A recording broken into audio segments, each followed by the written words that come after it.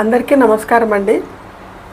శ్రీ విశ్వావసు నామ సంవత్సర ఉగాది శుభాకాంక్షలు మీకు అందరికీ. ఈ ఉగాది సందర్భంగా నేను ఒక వినూత్న కార్యక్రమంగా నేను కవిత రాయకుండా వేరే వాళ్ళు రాసిన కవితలను నేను వినిపిస్తున్నానండి.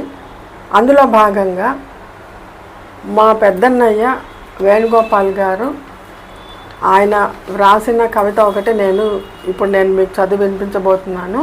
చదివే ముందు మీకు ఆయన రాసి టైప్ చేసిన కవిత చూపిస్తానండి. ఇదిగోండి, ఇదండి.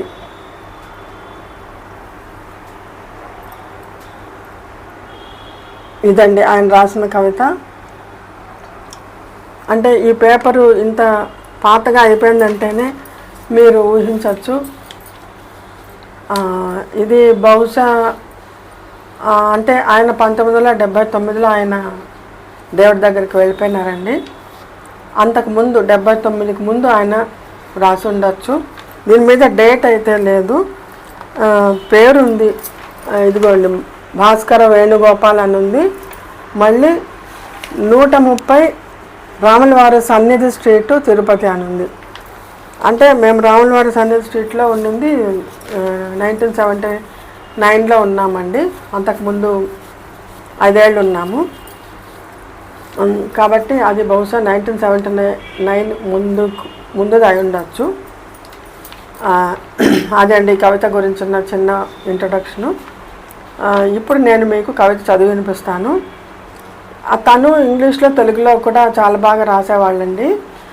తను వచ్చి ఇంగ్లీష్లో హిందూలో లెటర్స్ టు ద ఎడిటర్ కానీ, ఇలస్ట్రేటెడ్ వీక్లీ, మిర్రర్, క్యారవాన్ అనే మ్యాగజైన్స్ అంతా వచ్చేవన్నమాట. వాటిలంతా కూడా రాసేవాళ్ళు. ఇది మరి దేనికి పంపించినట్టుగా లేదు, రాసి టైప్ చేసి ఊరికే పెట్టుకున్నట్టుగా ఉన్నారు. ఈ కాగితం నాకు దొరికింది. అంటే తెలుగు నూతన సంవత్సరానికి ఆంగ్ల కవిత చదువుతున్నందుకు మీరు అన్యథా భావించకండి. ఇది ఒక వినూత్నంగా ఉంటుందని చెప్పి నేను భావించి నేను చదువుతున్నాను. నాకు తన తెలుగు కవితలు దొరికింది, బుక్ దొరికింది, కానీ అవన్నీ ఆత్మాశ్రయ కవితలు అన్నమాట.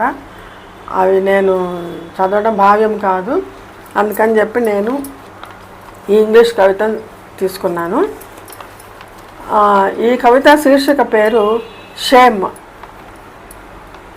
That was the body of a human being lying on the roadside in the hot sun. Shame upon me and my countrymen to let such a thing happen. I went nearer and saw he was still breathing, naked except for a loin clothing. I looked up seeking somebody's aid to remove him to some shade. There was only a woman nearby, could be the wife of this poor guy, equally famished, head on the knees, hands enveloping the legs. In despair, a few minutes I spent, and then caught hold of a student. As we bent down to touch the woman's hoarse voice hit our backs with a bang. Yeah, Babuji, leave him alone. Glass after glass of government arrack. The bastard has drunk to his neck. If you touch him, you will also get the kick. అదండి కవిత. అంటే సూక్ష్మంగా చెప్పాలంటే ఒకతను తాగేసి road పక్కన పడి ఉన్నాడు.